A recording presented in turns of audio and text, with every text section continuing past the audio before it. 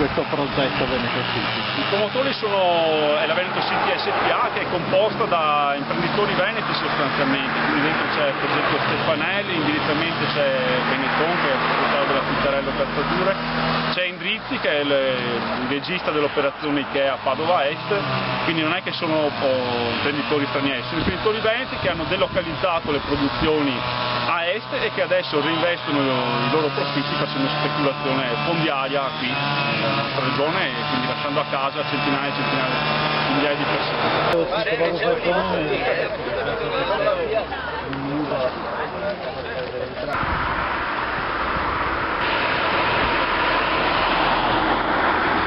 In corrispettivo a questo progetto di cementificazione delle campagne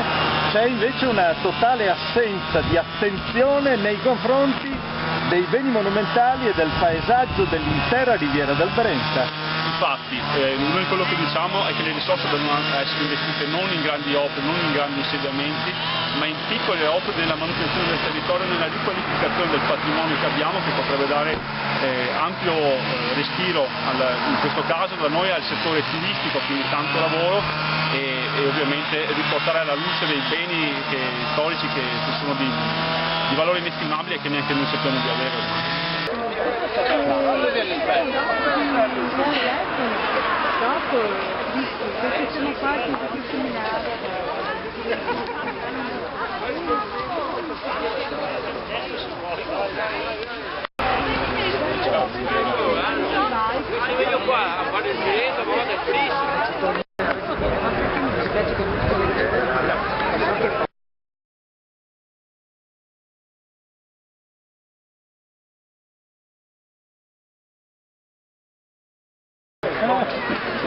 Una volta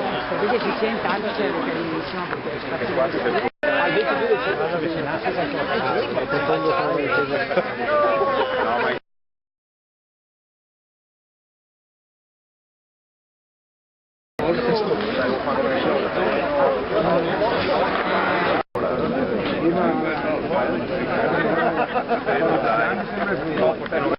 Il bilancio alimentare del Veneto è ampiamente deficitario, eppure non si pensa al futuro. Infatti parlare di terra oggi non significa parlare solo di consumo di suolo e di contrasto alle grandi opere e alla cementificazione, significa parlare anche di sovranità alimentare, di biodiversità,